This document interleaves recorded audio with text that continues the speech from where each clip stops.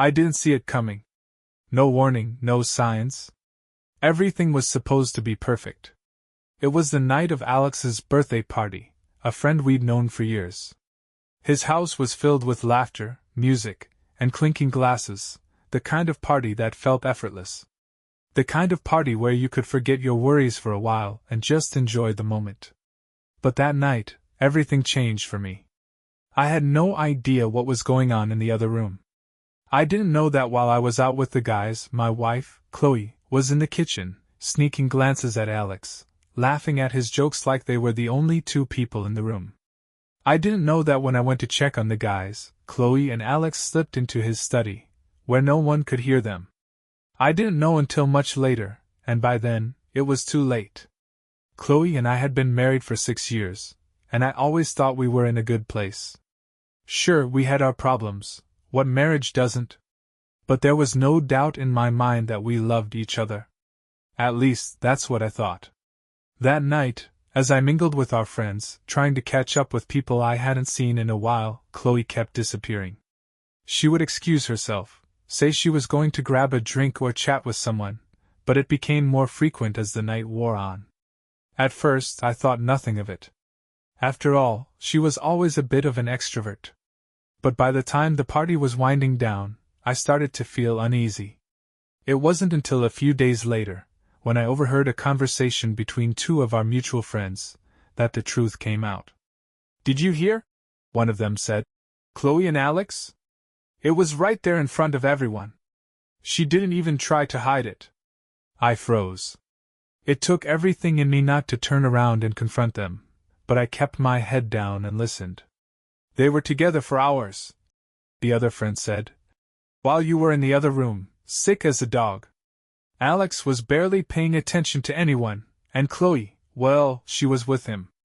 And you didn't see a thing." My heart dropped into my stomach. It was like a switch flipped. My mind raced. Chloe, my wife, had cheated on me.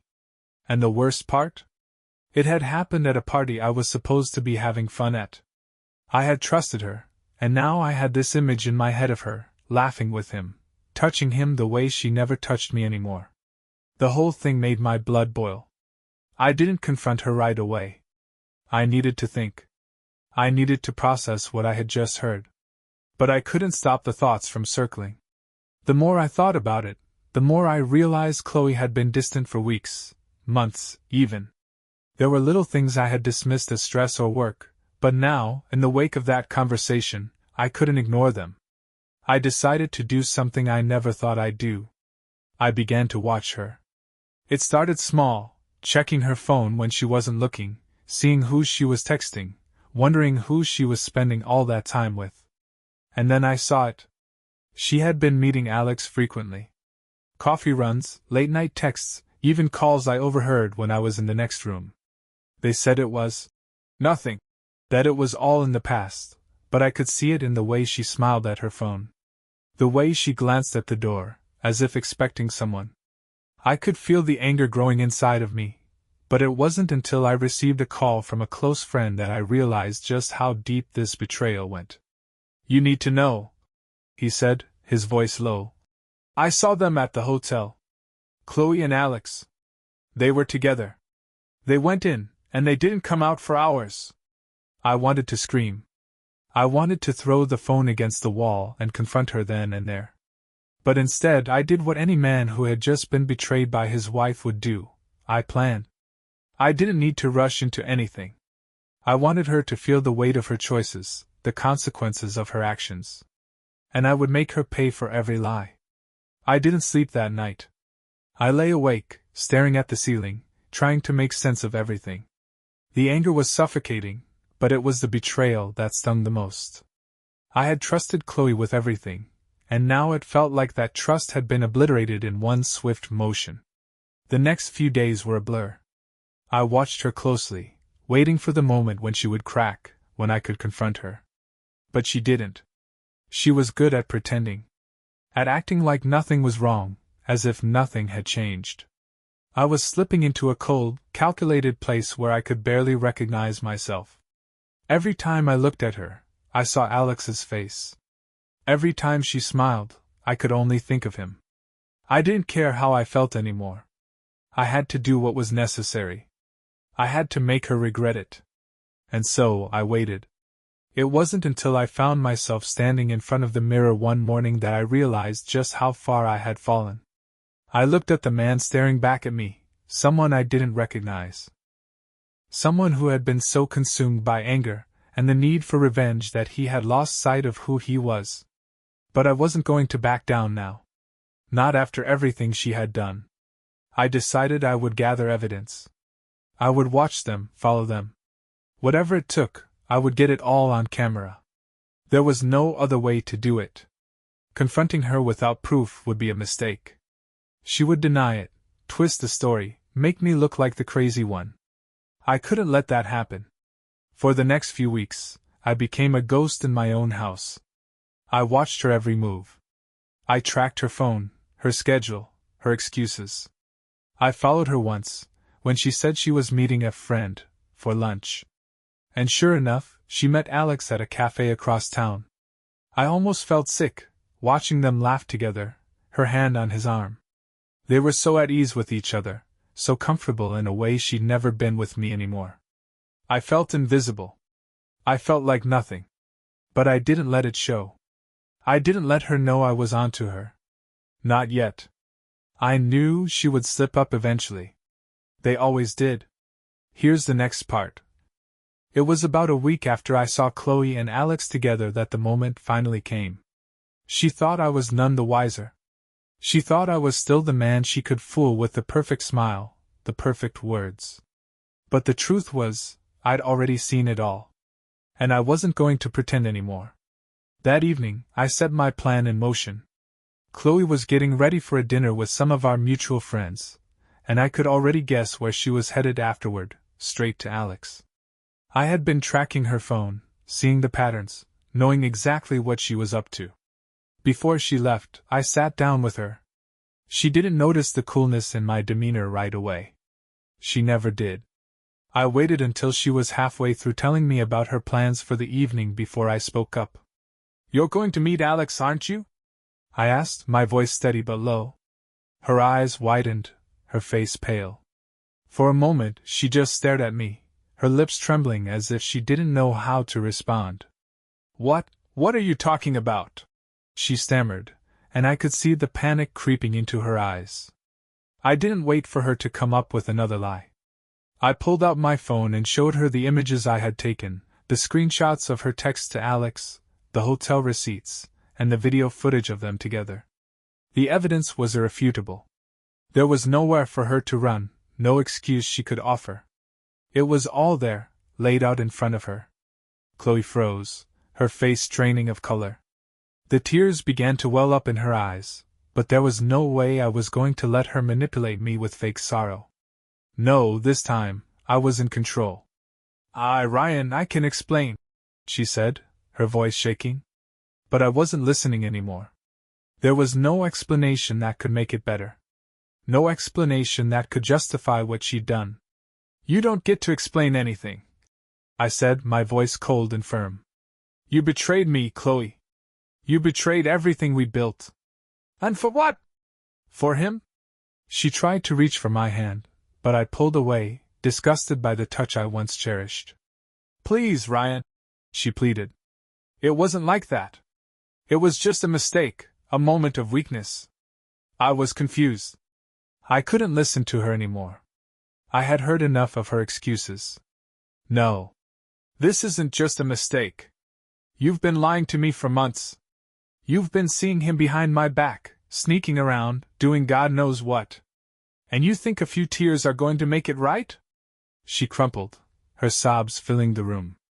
"I'm so sorry. I didn't mean for it to happen this way. I never wanted to hurt you, Ryan. You're the only one I've ever loved." But her words felt hollow. They were just noise now, a desperate attempt to erase what she had done. I was done listening. "You don't love me," I said, my voice now an icy whisper. "You wouldn't have done this if you did." Chloe fell silent.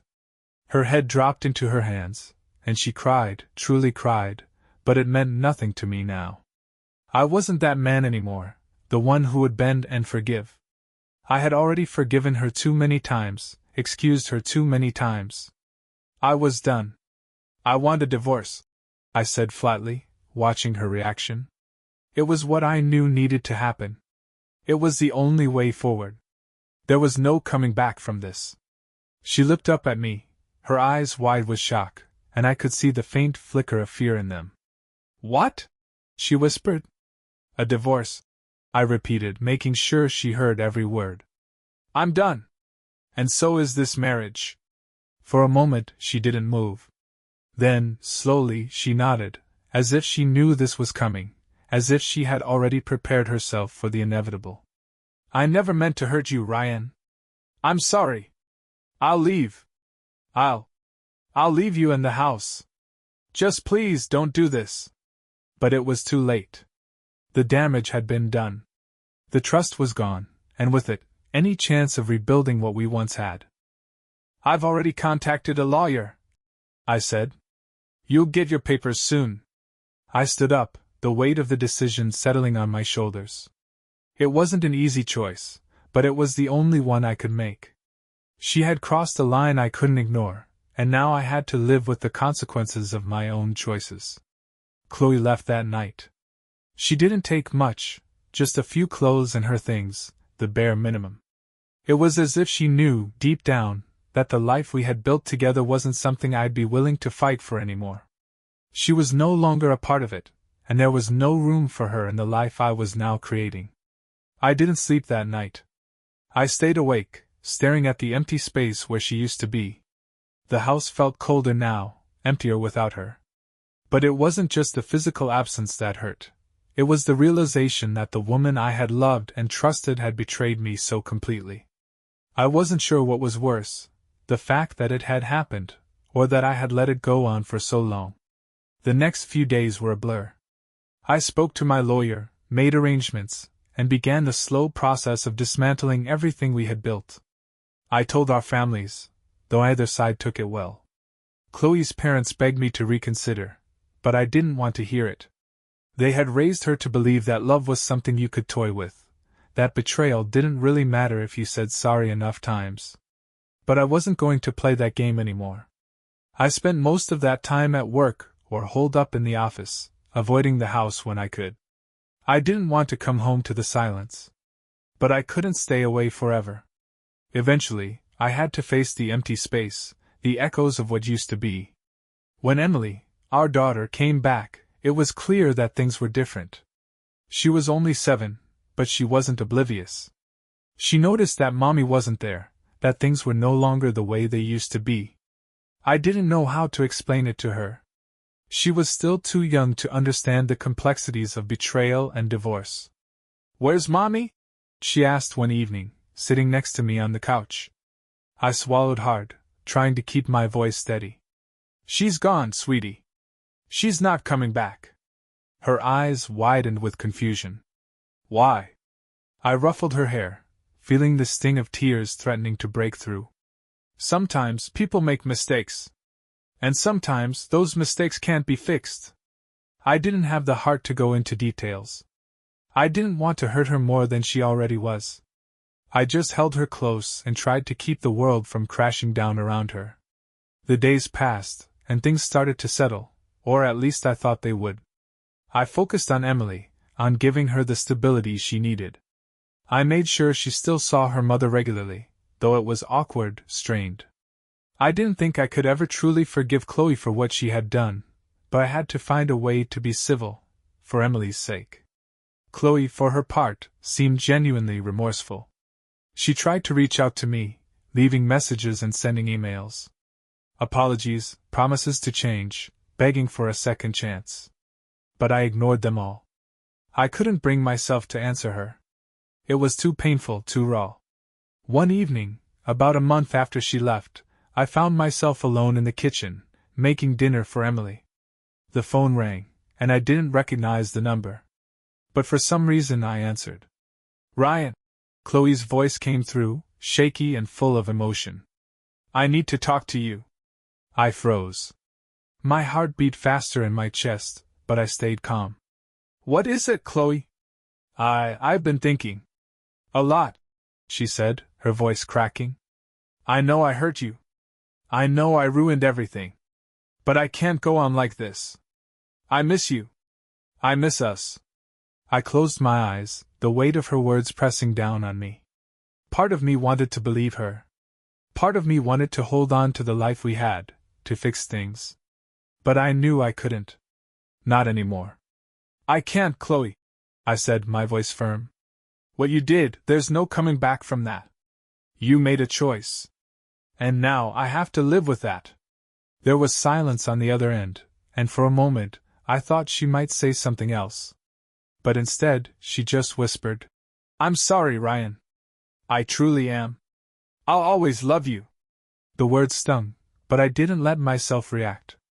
Goodbye, Chloe, I said, and hung up the phone. That was the last time we spoke. The weeks that followed were quiet, in a way.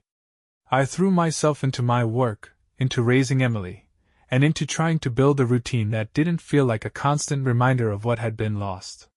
But no matter how much I tried to ignore it, Chloe's absence haunted me in ways I didn't expect. The house felt colder. There were moments when I could almost hear her laugh, when I would turn a corner expecting to find her there, only to be met with nothing. I had no idea how to move on. The idea of dating again felt like a betrayal to Emily. And honestly, the thought of someone else taking Chloe's place made my stomach turn. I wasn't ready for that. Not yet. But life didn't wait.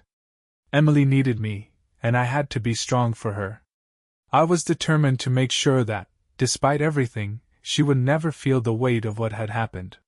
One evening, as we sat down to dinner, just the two of us, Emily looked up at me with those wide, innocent eyes, and my heart sank. Daddy, she said, her voice small, will Mommy come back? I set my fork down, trying to mask the ache in my chest. How was I supposed to answer that? How could I explain the mess that had become our family? How could I explain why her mother wasn't here, when all she wanted was things to go back to normal? I don't know, sweetie, I said softly, my voice thick with emotion. Mommy made some choices that hurt a lot of people. And right now, she's trying to figure out her own life. But I want her to come back, Emily said, her bottom lip trembling. I miss her. I reached across the table, taking her hand in mine. It was the first time she had really acknowledged the hurt, the first time she had let her guard down. And I couldn't help but feel that pain too.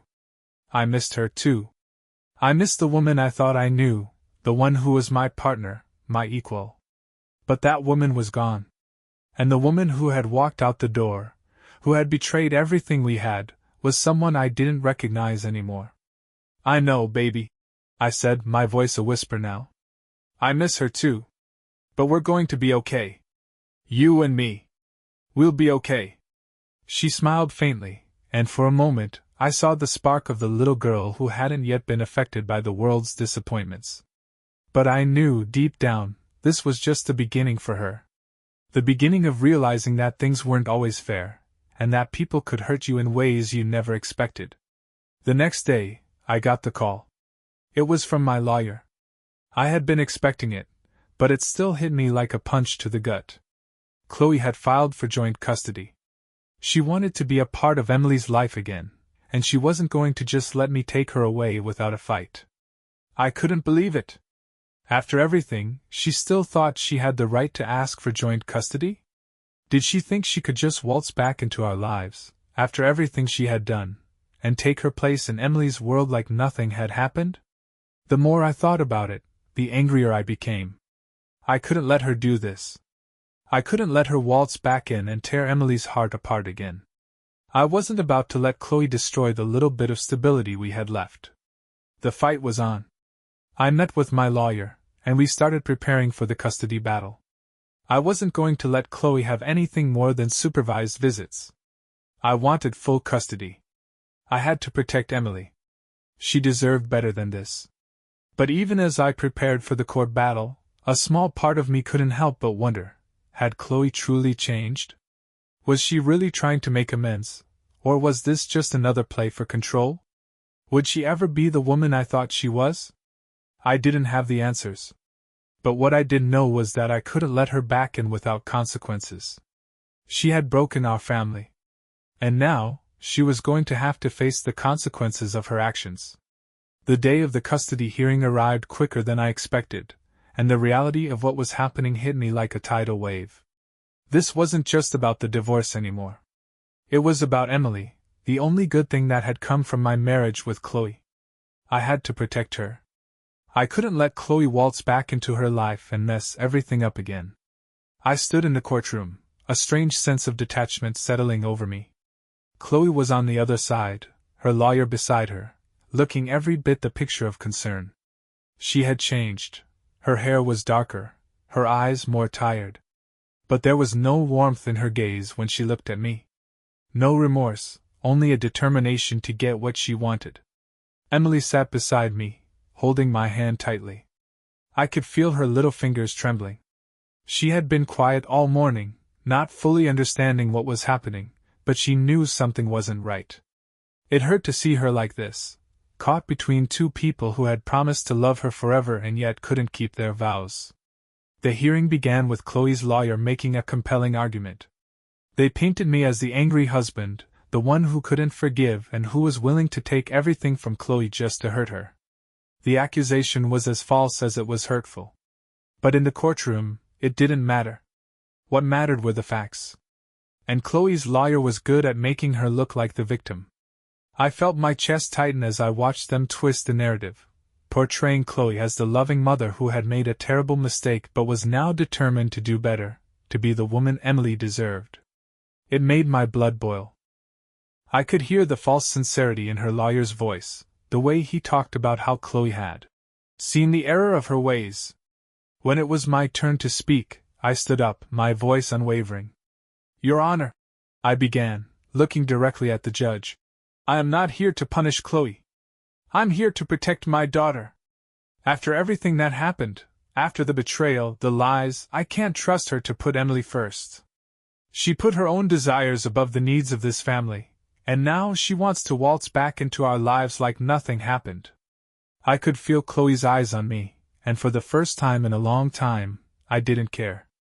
I wasn't doing this for her. I wasn't doing this for anyone but Emily. "My daughter deserves stability," I continued. "She deserves to grow up in a home where she doesn't have to worry about betrayal, about whether her mother will be here today and gone tomorrow.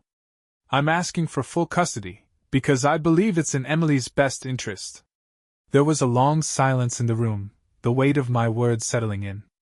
I sat down, my hands shaking, but I didn't let it show. I wasn't going to back down. Not now. The court was adjourned for the day, and I found myself walking out into the cold, my thoughts a whirlwind. I had given everything I could in that courtroom, but I wasn't sure if it would be enough. I had seen the way Chloe looked at me, her eyes full of quiet anger and resentment. She wasn't going to let this go without a fight, and I knew that meant she would try to tear me down in every way she could. I took a deep breath, trying to steady myself. Emily looked up at me, her face full of confusion. "Daddy," she asked softly, "will Mommy be okay?" I bent down to her level, brushing a stray lock of hair from her face. "I don't know, sweetie. But I'll make sure you're okay. I'll always make sure you're okay." I couldn't promise her everything would be fine, because I didn't know what was going to happen next. The future was uncertain, and the battle was far from over. But one thing was clear. I was going to do whatever it took to make sure Emily didn't have to suffer because of the choices Chloe had made. As the days passed, the weight of the situation settled in. Chloe's lawyer continued to pressure me, sending letters and making phone calls. They were relentless, doing everything they could to chip away at my resolve. But I wasn't going to back down. The more they tried to paint me as the villain, the more determined I became. I had one focus now, Emily. She needed stability. She needed to feel safe. And I wasn't going to let Chloe or anyone else take that away from her. I spent the next few days gathering everything I could, more evidence, more documentation, everything I could use to prove that Chloe wasn't the stable presence Emily needed. I knew it wasn't just about the affair anymore. It was about who could provide a better environment for Emily, who could offer her the love and support she deserved. Chloe continued to reach out, sending me texts, emails, and even calling me late at night. Her words were full of regret, but I didn't believe them anymore. It wasn't just about her mistake, it was about the consequences of that mistake. She had torn our family apart, and now she was asking for forgiveness, as though it was that easy. But forgiveness wasn't something I could just give her. Not anymore. The trust was broken, and it couldn't be fixed. The day of the final hearing arrived, and I could feel the tension in the air.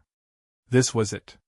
The moment we would find out whether or not Emily would stay with me, or if Chloe would manage to manipulate her way back into our lives. Chloe's lawyer was ready with more arguments, more accusations. But this time, I was ready for them. I had all the evidence. I had everything I needed to show that Chloe wasn't the right person to raise Emily. As we sat there in the courtroom, waiting for the judge to make their decision, I looked at Emily. She was sitting beside me, clutching my hand tightly. She had no idea what was really going on, but I knew she could sense the tension.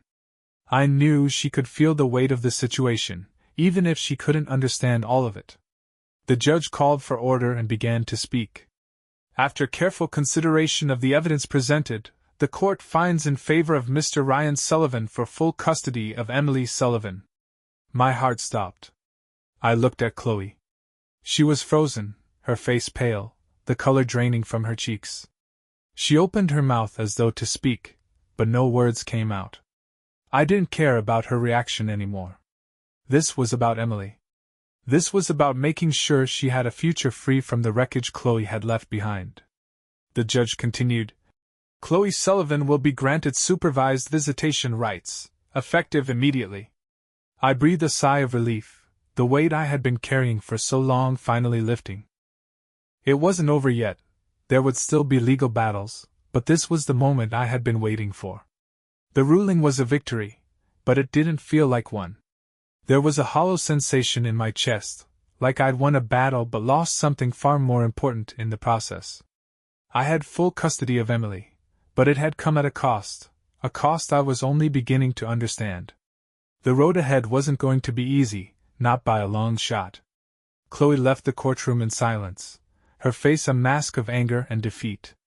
Her lawyer muttered something under his breath, probably some last-ditch attempt to salvage the situation, but I didn't care anymore. I had won, but I couldn't help but feel sorry for Chloe. Not because I still loved her, that part of me was long gone, but because I knew she wasn't capable of seeing the gravity of what she had done. She didn't realize that the battle for Emily wasn't just about winning or losing. It was about trust. And she had destroyed every ounce of it. Emily was quiet as we left the courtroom, her small hand clutching mine. I could feel her nervous energy, the uncertainty about what this all meant. Daddy, she whispered, will Mommy be okay? I looked down at her, trying to swallow the lump in my throat. I don't know, sweetie. But I know we'll be okay. You and me, we'll be just fine. She nodded slowly, as if accepting that answer. But I knew she wasn't fine. How could she be? She was just a kid, caught in the middle of a war between two people who were supposed to love her the most. I had to protect her, not just from the fallout of this custody battle, but from the emotional scars Chloe had left behind. The weeks following the ruling were a blur. Chloe moved out of the city, far enough away to not be a regular presence in Emily's life. The supervised visits were scheduled, but I could tell they were awkward for both of them. Emily wasn't quite sure how to act around her mother, and Chloe seemed uncomfortable, unsure of what role she was supposed to play in her life now. I did my best to keep things as normal as possible for Emily. We settled into a new routine, one where we didn't have to pretend that everything was fine. Things were different now. The silence in the house was deafening at times, but it was a silence I was learning to live with. One evening, as I tucked Emily into bed, she looked up at me, her eyes wide with a question that had been gnawing at her for weeks. Daddy, she said softly, do you still love Mommy? The question hit me like a punch in the stomach. I wasn't sure how to answer it. Could I still love the woman who had betrayed me so completely? Could I forgive her? I still care about her, I said finally, my voice barely above a whisper. But sometimes, when people make mistakes, it's hard to go back. It's not always about love. It's about trust. And trust takes time to rebuild. Emily's face crumpled slightly, her brow furrowing in confusion. But people can fix things, right? I nodded slowly, brushing a lock of hair from her face. Sometimes, yes. But sometimes, things can't be fixed. And that's okay too. We'll figure it out together. She smiled weakly and hugged me tightly. I held her close, wishing that I could take away her pain, wishing I could erase the hurt that Chloe had caused. But all I could do now was focus on the future. On Emily's future. On giving her a life filled with love and stability. She deserved that, even if I had to fight for it every step of the way. The rest of the year passed in a haze of appointments, meetings, and more legal hoops to jump through. I made sure Emily had everything she needed, everything she deserved. We spent weekends together, just the two of us, finding new ways to enjoy our time. Sometimes it was a trip to the park, other times it was staying up late watching movies and eating popcorn. For the first time in a long time, I started to feel like I was getting my life back. And Chloe? Well, Chloe was slowly fading from our world. She visited when the court allowed, but it was strained. I never let her back into my life in any meaningful way. Not after what she had done. Not after the lies, the betrayal. The part of me that had once loved her was gone, and it wasn't coming back. One day, several months later, I found an envelope on the doorstep. I recognized Chloe's handwriting immediately, but I hesitated before opening it. I didn't need to know what was inside. But I did it anyway. Inside was a letter, short and simple. Ryan, I know I've lost you. And I know I've lost Emily too. I'll never be able to make up for what I did, but I wanted you to know that I am sorry. I wish things could have been different. But I understand now that I can't fix what's broken. I just hope you both find happiness, even without me. Chloe. I sat there for a moment, staring at the letter. There was no anger in me now. There was just sadness. Not for me, but for her. For the woman who had thrown it all away. I folded the letter and put it in the drawer with everything else Chloe had ever given me. Her words didn't matter anymore. The past was done. What mattered now was Emily and the life we were building together. And I was determined to give her a future full of love, honesty, and trust. Because that's what we deserved. If you want more stories like this, don't forget to like, comment, and subscribe.